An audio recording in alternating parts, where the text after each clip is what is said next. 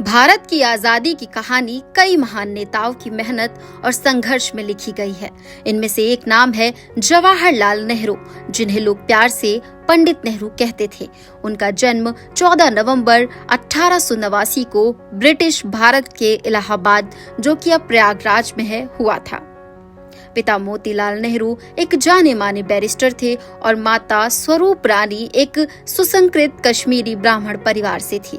नेहरू 3 भाई बहनों में सबसे बड़े थे। उनकी बहन विजय लक्ष्मी पंडित बाद में संयुक्त राष्ट्र महासभा की पहली महिला अध्यक्ष बनी और छोटी बहन कृष्णा हटी सिंह मशहूर लेखिका बनी।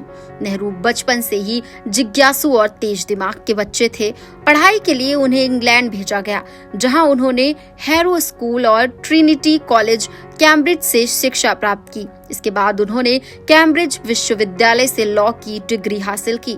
वहीं रहते हुए उन्होंने समाजवाद और राष्ट्रवाद के विचारों को गहराई से समझा।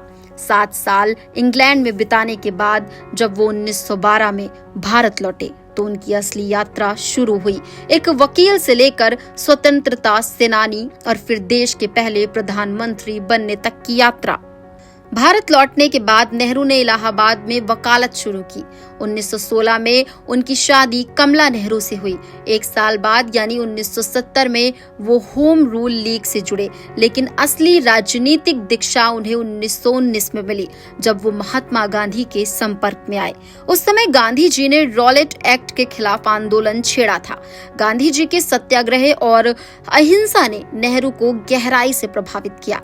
नेहरू और उनके पिता मोतीलाल ने गांधी जी की राह अपनाते हुए खादी पहनने लगे और पश्चिमी जीवन शैली को त्याग दिया। धीरे धीरे नेहरू कांग्रेस में सक्रिय होते गए। 1920 से 1922 के असहयोग आंदोलन में वो पहली बार जेल गए। यहीं से उनके राजनीतिक जीवन का असली संघर्ष शुरू हुआ। आजादी की लड़ाई में नेहरू ने लगभग 9 साल जेल में बिताए, लेकिन जेल में रहते हुए भी उन्होंने किताबें लिखी और भारत के भविष्य की दिशा तय करने पर विचार किया। उनकी किताब डिस्कवरी ऑफ इंडिया यानी भारत एक खोज आज भी युवाओं को प्रेरित करती है। नेहरू का मानना था कि भारत को आधुनिक, वैज्ञानिक और लोकतांत्रिक सोच अपनानी होगी। वो परंपरा और आधुनिकता के बीच एक सेतु का काम करना चाहते थे।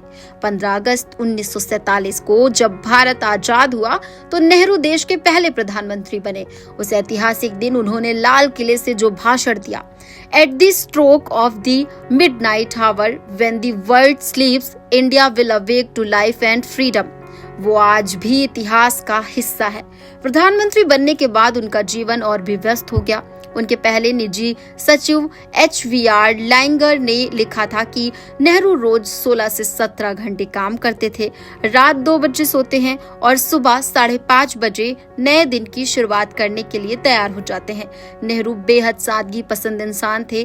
खाने में उन्हें साधारण टोस्ट, मक्खन, अंडा और गर्म कॉफी पसंद थी। मसालेदार खाना उन्हें बिल्कुल नहीं भाता था। वो शराब नहीं पीते थे, लेकिन स्टेट एक्सप्रेस 555 ब्रांड की सिगरेट जरूर पीते थे।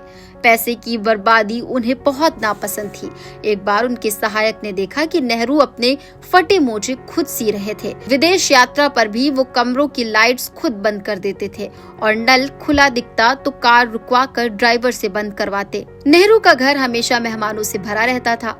रात के खाने पर अक्सर उनके दोस्त या विदेशी मेहमान मौजूद रहते।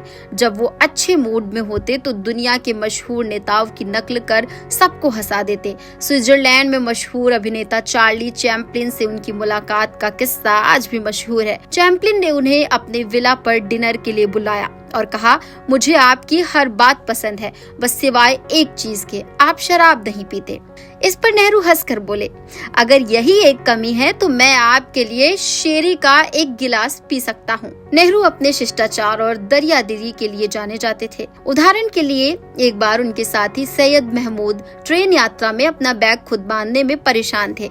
नेहरू ने उनकी परेशानी देखी और हमेशा उनकी मदद करने लगे। घाना के नेता क्वामे नुक्रुमा को एक बार दिल्ली रेलवे स्टेशन पर छोड़ने आए नेहरू ने उन्हें अपना ओवरकोट दे दिया, जिसकी जेबों में दस्ताने और मफलर पहले से रखे थे। ये उनकी सजगता और संवेदनशीलता को दर्शाता है। तीन मूर्ति भवन में नेहरू के कई पालतू जानवर रहते थे। कुत्ते, हिरन, तोते, मोर, गिलहरियां और यहाँ तक कि शेर के 3 बच्चे भी। बड़े होने पर इन शेरों को चिड़ियाघर भेजा गया। आजादी के बाद इंटेलिजेंस ब्यूरो ने सलाह दी थी कि नेहरू के मुस्लिम नौकरों को हटा दिया जाए ताकि किसी तरह का खतरा न रहे, लेकिन नेहरू ने साफ मना कर दिया। उन्होंने कहा कि उनके साथ काम करने वाले लोग सिर्फ कर्मचारी नहीं बल्कि उनके परिवार का हिस्सा है। नेहरू ने अपने और मंत्रियों का वेतन खुद कम करवा दिया। शुरुआत में वेतन 3000 रुपए था, लेकिन उन्होंने इसे घटाकर 2000 रुपए कर दिया।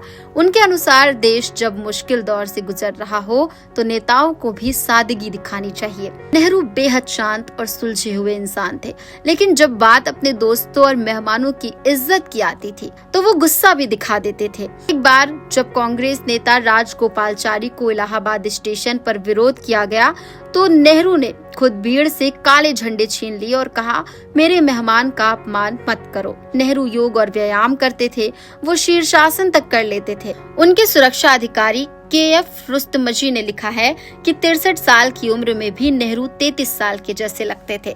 27 मई 1964 को जवाहरलाल नेहरू का निधन हो गया।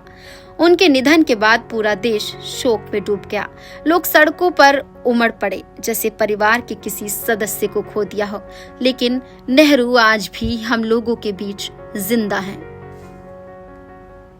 सूचना इंडिया के सभी दर्शकों को बधाई। अब आप सूचना इंडिया देख सकते हैं जियो टीवी चैनल नंबर 4053 पर भी। साथ ही सूचना इंडिया के सभी सोशल प्लेटफॉर्म इंस्टाग्राम, फेसबुक और ट्विटर से जुड़े और पाएं आपके क्षेत्र से जुड़ी हर एक खबर।